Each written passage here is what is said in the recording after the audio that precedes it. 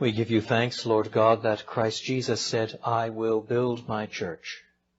Whether in the first century or today, he still walks, as it were, amongst the golden candlesticks. And his eye examines, and he commends, and he rebukes. It is written, he who has an ear, let him hear what the Spirit says to the church. Grant that we may so hear this evening, we ask, in Jesus' name. Amen. Tonight we're going to go through the other 6 churches in Revelation 2 and 3. Probably, for those of you who have been Christians for some time, if you've heard sermons on the book of Revelation at all, you've heard them on the first 3 chapters. But by the end of tonight, we'll have finished the first 3 chapters, and after that, the chances that you've heard very much on the book of Revelation are relatively small, unless you come from a certain heritage. But we will look at these verses tonight. First, then, to the church in Smyrna, chapter 2, verses 8 and following.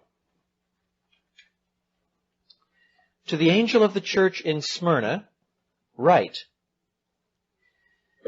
These are the words of him who is the first and the last, who died and came to life again. I know your afflictions and your poverty, yet you are rich. I know the slander of those who say they are Jews and are not, but are a synagogue of Satan. Do not be afraid of what you are about to suffer. I tell you, the devil will put some of you in prison to test you, and you will suffer persecution for 10 days. Be faithful, even to the point of death, and I will give you the crown of life. He who has an ear, let him hear what the Spirit says to the churches. He who overcomes will not be hurt at all by the second death. What I propose to do is to walk with you through the first 3 churches, Smyrna, Pergamum, and Thyatira. Then we'll pause and we'll take the slides for those ones. Then we'll pause again and have a drink, or a break, or something. And then we'll start up again on the text in chapter 3 and look at the rest of the slides. If you'll recall from last week, the way Jesus is introduced in each of these 7 churches draws in part from the way he is presented in the vision in chapter 1. But what element of that vision is drawn is related to the individual church. So last week we saw, for example, with respect to the church in Ephesus, Christ is presented as the one who holds the 7 stars in his right hand and walks among the 7 golden lampstands. That is, he's the one who is evaluating, who is examining the churches. And in this particular case, he has an examination of peculiar interest to make with respect to the church in Ephesus. It's a church that perseveres and is strong on many fronts, but is now operating out of a die-hard commitment rather than out of any sort of love. Here in Smyrna, these are the words of him who is the first and the last, who died and came to life again. This is one of only 2 churches in the 7 about which nothing negative is said.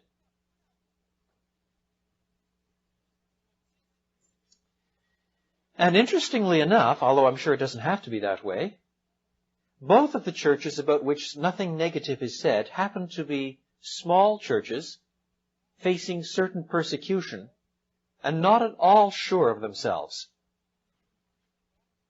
Contrast Ephesus, which is a substantial church, which is strong on many points, or Laodicea that we'll look at the end of the evening, which is wealthy and full of self-esteem and confidence, yet some of the harshest things are said about that church. We'll reflect on that a little later. In each case, too, I suggested last week, we shall see it now clearly this week, that the church involved mirrors in some way its own town, which is not too surprising, whether we like it or not. We're part of our culture and our history and our heritage, even as we're also part of the church, and those things do touch us for good and evil. And part of Christian responsibility is to know what parts of that history and heritage and culture we should be taking up, and which part we should be disavowing and even confronting. So it's worth knowing something about Smyrna. Smyrna was settled early by the Greeks.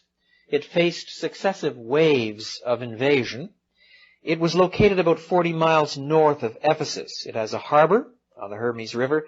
It's fertile. It was a trading center.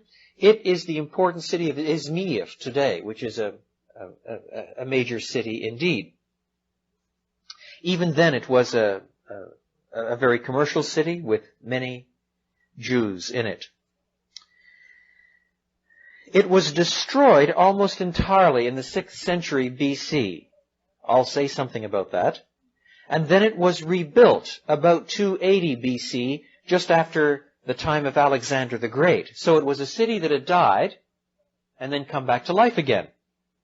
Jesus presents himself as the first and the last who died and came back to life again.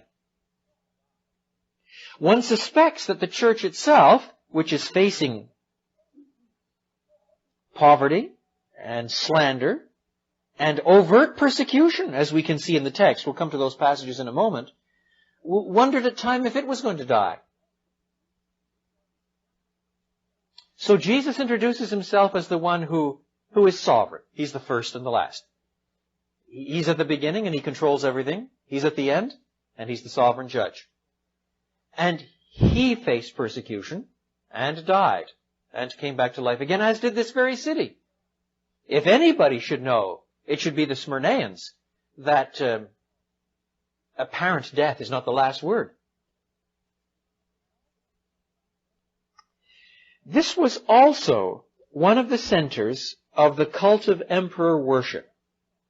Now, I said a little bit about that last day, and I want to say more about it today, so that we can understand it properly. It's going to crop up again and again in these letters, so I may as well stop now to say something. After Augustus Caesar died, right at the beginning of the 1st century, the Roman Senate voted that he should be reified. He should be viewed henceforth as having been promoted to some sort of godlike status, whereupon it was appropriate to worship the emperor from that point.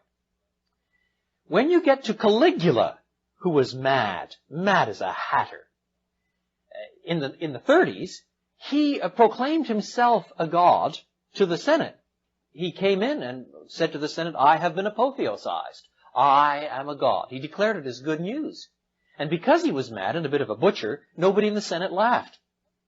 And then on top of all of that, he declared his horse apotheosized as well, so that both he and his horse were gods from that point on. And nobody in the Senate had the power, had the chutzpah, to say, "Hey, come off it, Charlie," or Caligula, as the case may be, and defrock him on the spot, as it were, or the like. At the end of the day, Caligula was still head of the armed forces.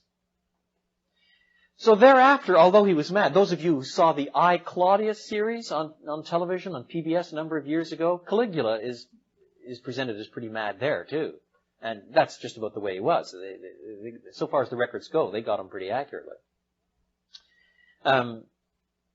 Thereafter, nevertheless, although his successors weren't all as mad as he, nevertheless it became part of the heritage. If you're going to get reified after death, why not have the advantages before death?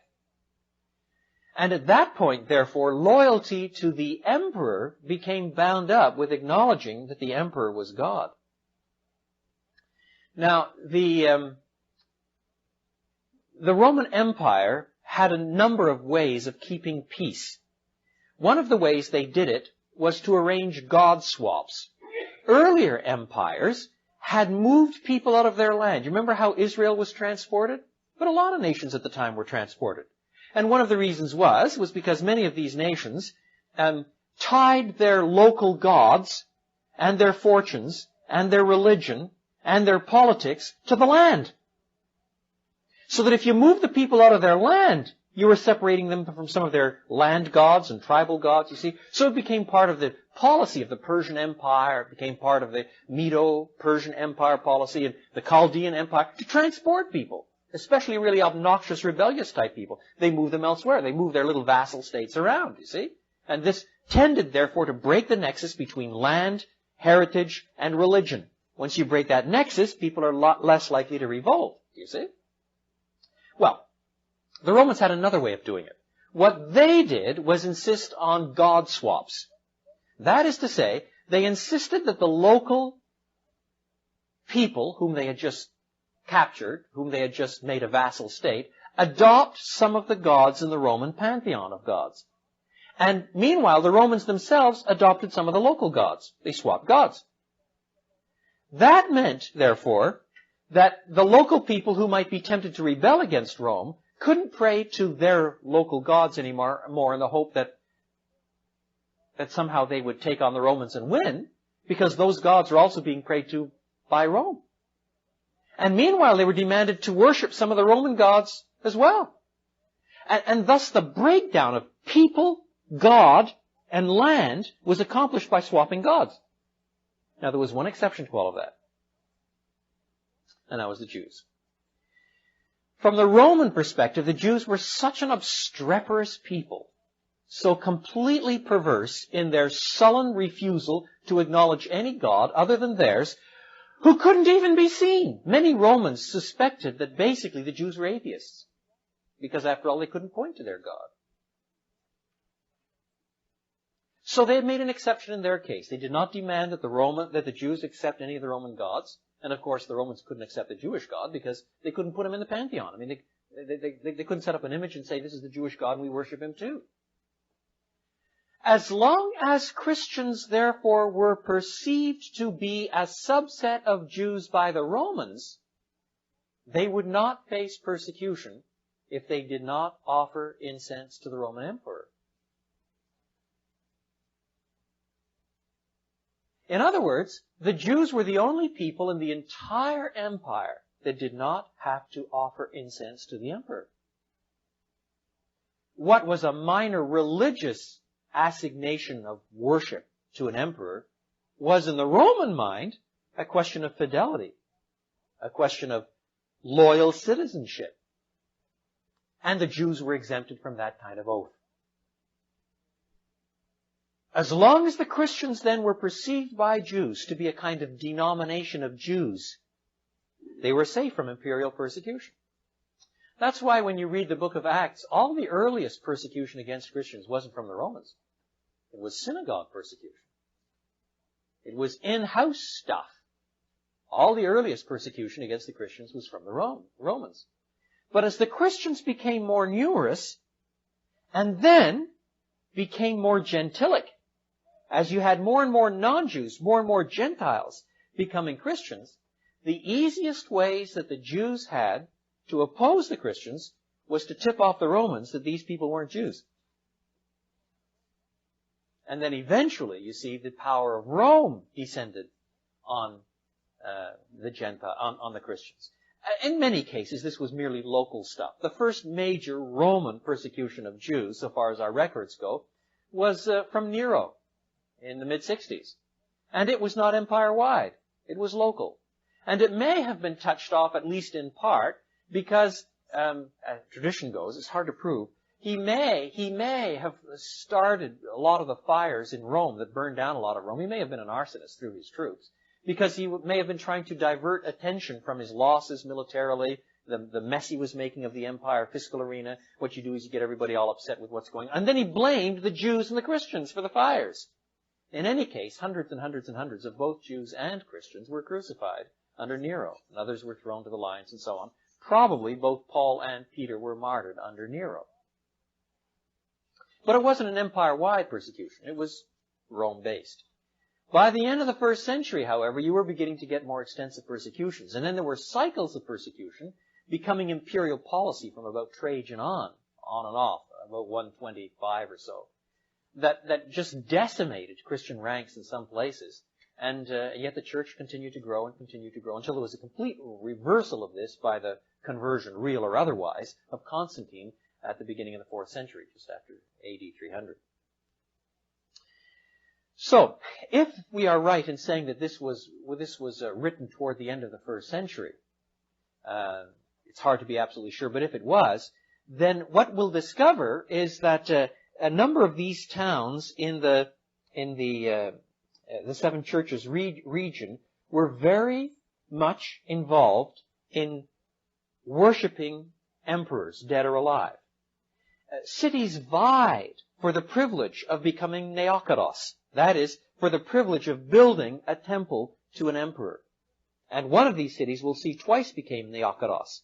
And a city that had that as part of its heritage, build up a temple to an emperor. For that city, temple worship was really serious, just as some cities are really keen on something or other, a particular football team. And if you start going around, making nasty remarks about a football team in that particular city, you can be in big trouble, at least in some circles. You don't go up to Green Bay, and start cheering Chicago. It's a good way to commit suicide. You don't do things like that. Well, this was much more than sports enthusiasm. It was religion and fidelity to state.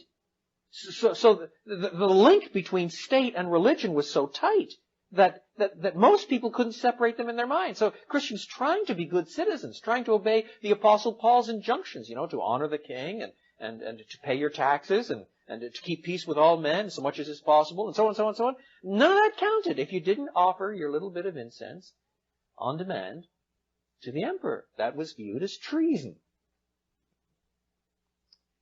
And so Christians began to face persecution for the most idiotic reasons.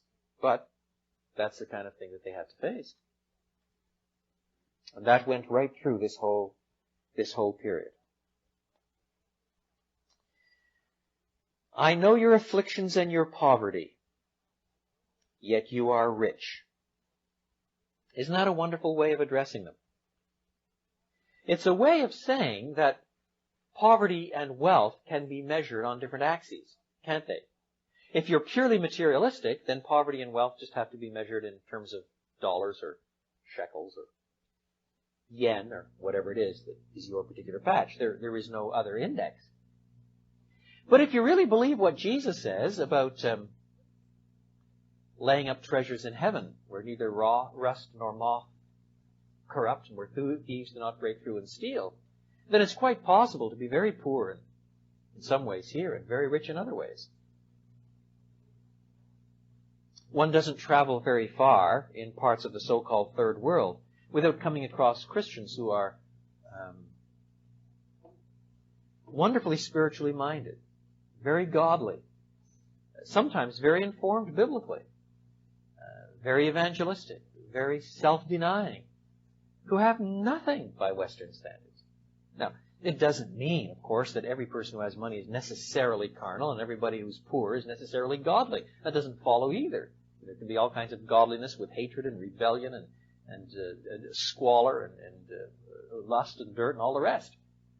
And there can be all kinds of relative wealth with tremendous generosity and self-denial. One does find it. It's not common, but one does find it. This church, then, is assured on the one hand that God knows their afflictions and their poverty. In other words, He recognizes it. He understands it. He takes that into account as he weighs them. He knows where they are. But He reminds them that on another axis, they are singularly rich. Moreover, He knows. When He says, I know, it's as if He's saying, I know and I understand. You know when somebody loses let's say a mother or a father, and someone who has just lost his or her mother and father comes and puts the arm on the shoulder and says, listen, I know what you're going through. There's comfort there because there's sort of a self-identification, a kind of, it's not merely, hey, I could list the 15 characteristics of people going through your kind of grief. It's not that kind of knowledge. Do you see? It's not that God is saying, hey, I am omniscient. I know what you're going through. You can't fool me. That's not what is meant by this. It's an arm around the shoulder saying, listen, I understand. But even in these sorts of things, you've got to keep things in a certain perspective. There are other axes in which you are extremely rich, He said. Moreover, I know the slander of those who say they are Jews and are not, but are a synagogue of Satan. Now, there was a large Jewish community there, and sometimes, of course, the Jews were the allies of Christians on some issues. Whether this was overt persecution from a synagogue amongst Christians who were still trying to be involved in the synagogue. You recall that Paul says in 2 Corinthians chapter 11 that 3 times he received the 39 lashes, the 40 lashes minus 1, he says. That was a synagogue beating. When he was beaten with rods, that was a Roman beating. But the 39 lashes was a synagogue beating. And the reason he put up with it, rather than, well, if you won't hear me, I'll go elsewhere, is because his policy was still to try to win in the synagogues. You see, he still tried to go in there and witness and testify. And eventually, when they threw him out, then he went to Gentiles. But Romans says again and again and again, my policy was to the Jews first and also to the Greeks, you see. So he kept trying it, even though it cost him those successive beatings. It may be, therefore, conceivably here, synagogue persecution. But I suspect not. I suspect that these people are saying, we are the true synagogue. We are the true Israel. And saying to the Romans, and these people are not. They're Gentiles, and they have no exemption under the imperial policy, and therefore, from your perspective, if you persecute them, that's your business. We're the synagogue, they're not. But of course, by saying that, they're really claiming also to be the true Israel of God, the true heritage from the Old Covenant. They're trying to say that they are the ones that are in line with the Old Covenant texts. From a New Testament point of view, from a Christian perspective, what does that look like? Already in the Old Testament, in Jeremiah and Deuteronomy, God says, listen, the real circumcision is not circumcision of flesh, but the circumcision of the heart. Paul makes that very clear in Romans 2. He says at the end of the day, what is really at stake is not merely the symbolic nature of the religion, but that which changes the heart. Thus there is a sense in which Jew or Christian, which comes to acknowledge by faith Israel's Messiah, Jesus, who's been promised by those prophets all through the line, they stand in one kind of continuity with Israel. They are thus, to use Paul's language again in Romans 2, he is not a true Jew who is one outwardly, but one inwardly. Now, there are various axes in which you can make distinctions between Israel and the church. There are distinctions. There are passages that preserve distinctions. But there are other passages that make lines of continuity. And here, I think that it is the line of continuity that is presupposed, and what the exalted Christ is saying to this church. Look, it may be that these synagogues are claiming to be in the right inheritance of the Old Testament religion. But if they've missed the Messiah that those scriptures announce, if they deny Him, if they have not understood the purpose of all of those sacrifices which have pointed to Him, they're not the real synagogue at all. They're the synagogue of Satan. They've lost exactly what they should have had.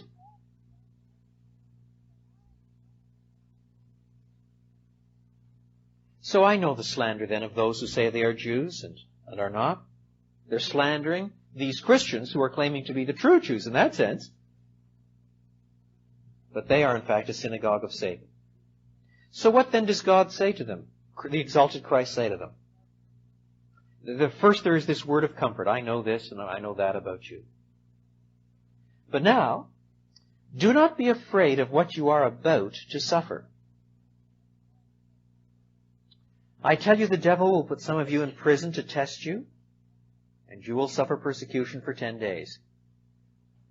Be faithful, even to the point of death, and I will give you the crown of life. Now, there are several things we should point out about this. First, throughout the book of Revelation, you find an astonishing interplay between God's sovereignty and the devil's activity. It's not an interplay in which God does His bit, and then it's the devil's turn and he does his bit. And then, like a game of chess, it's God's turn and he moves. Then it's the devil's turn and he moves. It's not that kind of interplay in which you have two finite actors doing their thing, one at a time, taking turns, patiently waiting for the other. It's not that kind of thing. Later on, it'll become very clear, especially in chapter 12, 13, and 14. The devil is a horrible foe. He has all kinds of desperate tricks, but not for one moment does God relinquish his sovereignty. In this fallen and broken world, the devil does things. He has to be opposed, and sometimes he has to be endured. But God is still on his throne. So also here, from one vantage point, you can see that it's the devil that's throwing them in prison.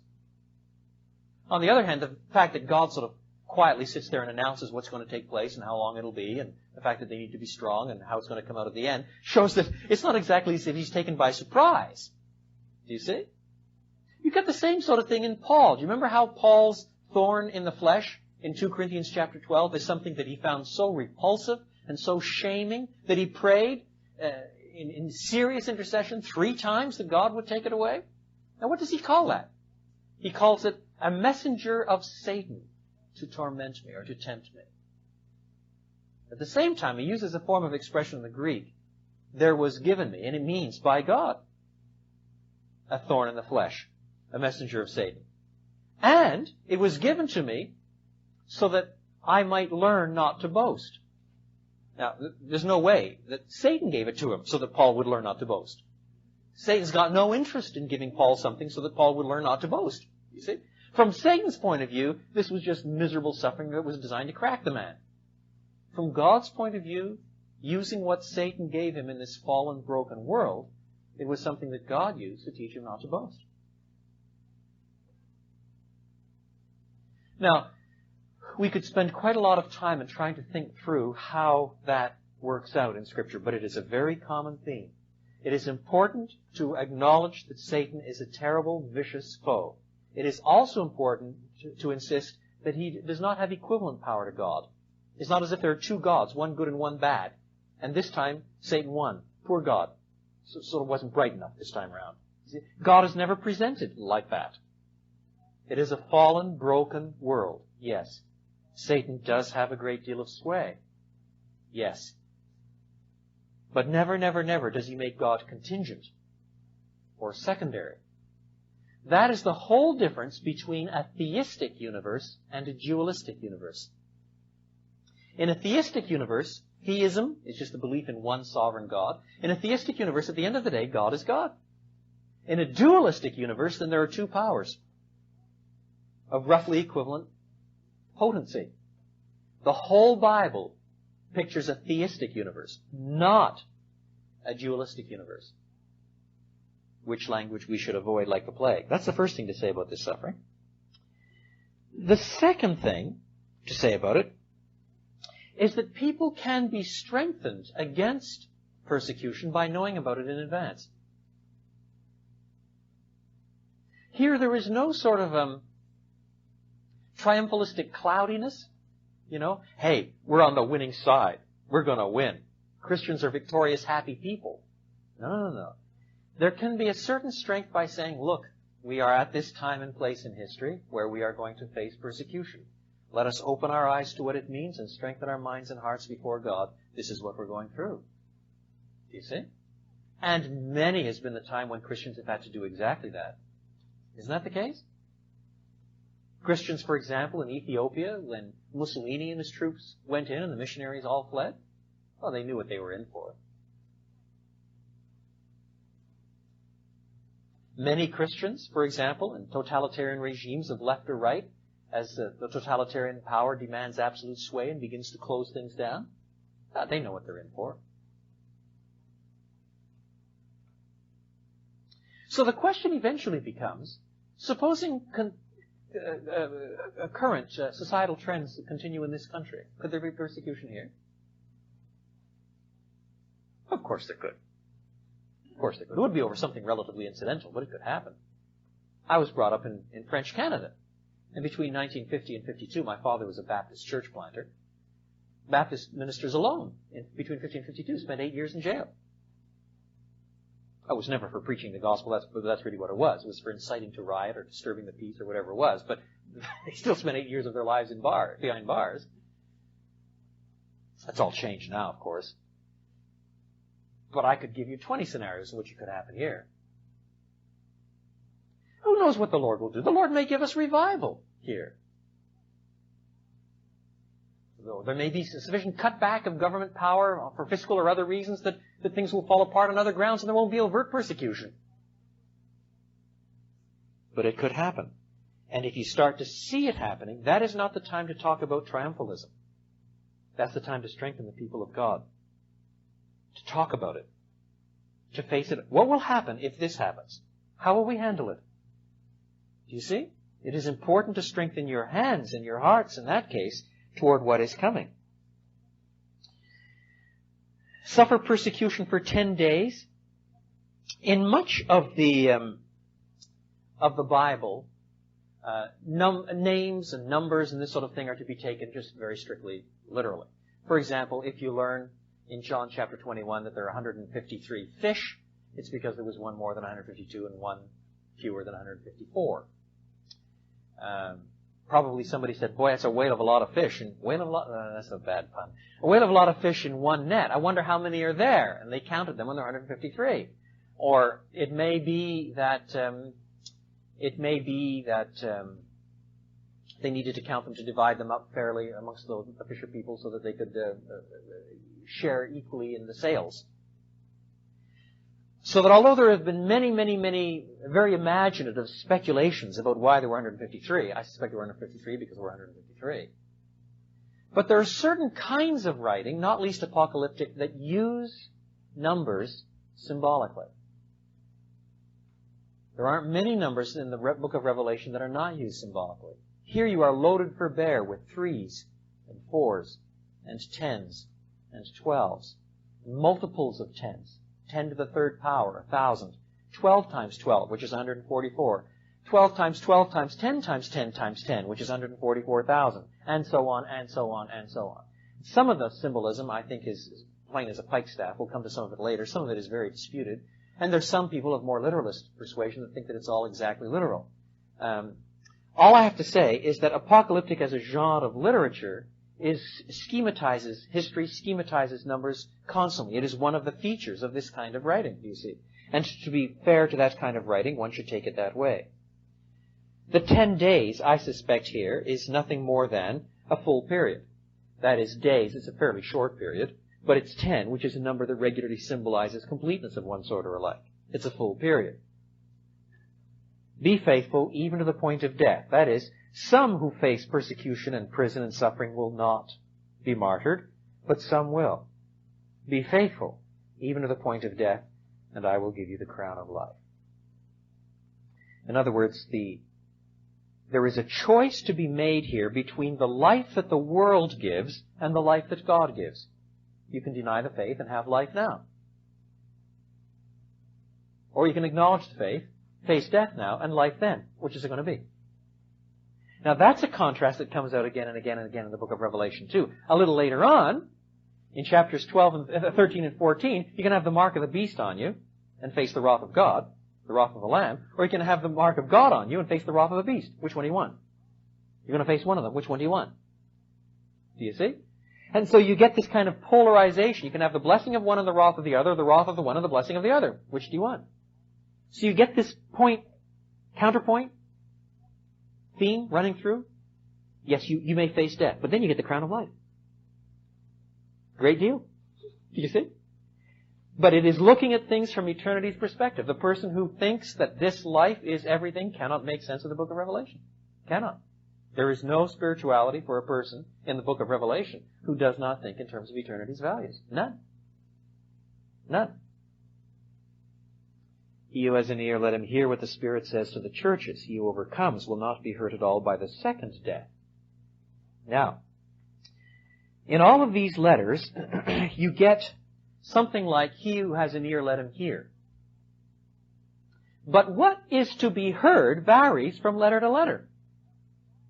And the promise, as it's put, varies from letter to letter. Go back for a moment to Ephesus. Verse 7, he who has an ear, let him hear what the Spirit says to the churches, to him who overcomes. Now that much is the same. But in the context of Ephesus, the overcoming must surely be the overcoming in the area where the church was weak. The overcoming there is not facing persecution because the Ephesus church wasn't facing persecution. The overcoming there was overcoming your emotional, affective lethargy, your mere performance of duty, your sheer, calloused lovelessness. That's what overcoming there means. And by correspondingly, the promise that comes then is the right to eat of the tree of life which is in the paradise of God. That is, living with God for all eternity as opposed to having your candlestick removed. The perfect joy, the wonderful delight, the fulfillment of all love in the paradise of God. Now here, however, he who has an ear, let him hear what the Spirit says to the churches. He who overcomes will not be hurt at all by the second death. Here the overcoming, clearly, is overcoming in the face of persecution. Sticking it out, even when it might cost you something, whether it costs you a job or imprisonment or even death. You stick it out. That's what overcoming means in that case. It does not mean triumphant Christian living, whatever that means. Do you see? Here it means sticking it out even if they shaft you, even if they take you to the scaffold. That's what it means. And then the reward promised, very interestingly, is, well, you might have the one death, all right, but not the second death. Which death would you prefer? You see, it's again this point-counterpoint sort of thing. It recalls to mind what Jesus says, you see, in the Synoptic Gospels. He says, do not fear those who can kill the body and then can't do anything more to you. Fear him, rather, who, after having killed the body, can cast body and soul into hell. You've got to decide who your real enemies are. You've got to decide who wants your ultimate good. You've got to decide what you're really going to be afraid of. So, yes, you overcome in this case by dying. You overcome in this case by enduring even in the face of death. And your reward? Your reward is not that you don't die. It's that you don't die the second death, which is the only one that ultimately counts. 50 billion years from now, nobody's going to worry too much about the first death. It's the second death. Only that one will be seen to be severe. But again, none of this works as an incentive to anything unless you're living with eternity's values in view, looking at things from a God's eye point of view. That's how God views what is important. That's how any Christian who thinks about it must view what is important. Questions then about Smyrna before we press on?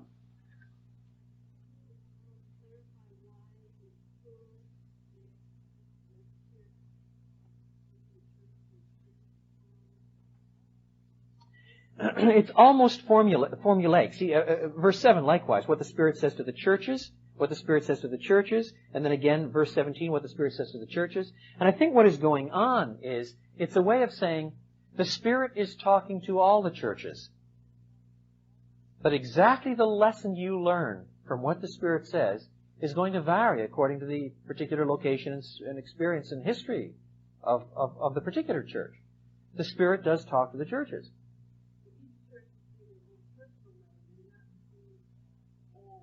No, I suspect they got the whole thing as a book, the book of Revelation. But then as you read through, just as when you're given a photograph of your class picture, look at this photograph. Where does your eye go? Okay, so now you get something written to all the churches in the whole valley system. You see, and then bang, you're reading along, and up comes, oh, Smyrna. What does it say to us? So that one becomes particularly pointed and so on. But there are lessons in principle to learn from all of them. But there are peculiarly urgent lessons to learn where your name pops up, as it were. And there is a general lesson to learn from this that we'll infer more clearly after we've been through more of the 7 churches. You discover that the Spirit is talking to all the churches. Listen to what the Spirit is saying to the churches. But the peculiar lessons any one church must learn depend a bit on where that church is. In experience, in sin or victory or suffering or whatever. And it's always a classic mistake for the church to listen to the wrong thing. We'll come to that a little farther on. Some churches just want to listen to what they want to listen to. Yeah.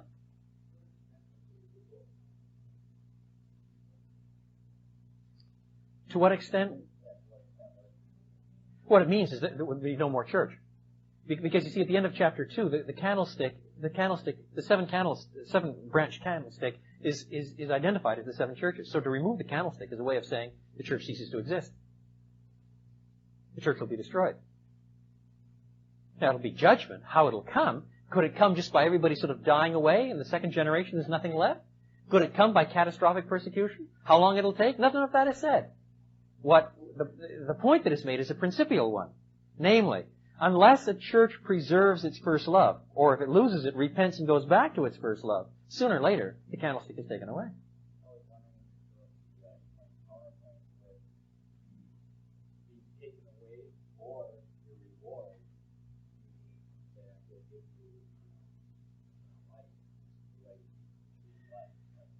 Yes, but you see, there too, if the church is taken away, you no longer have a community of believers.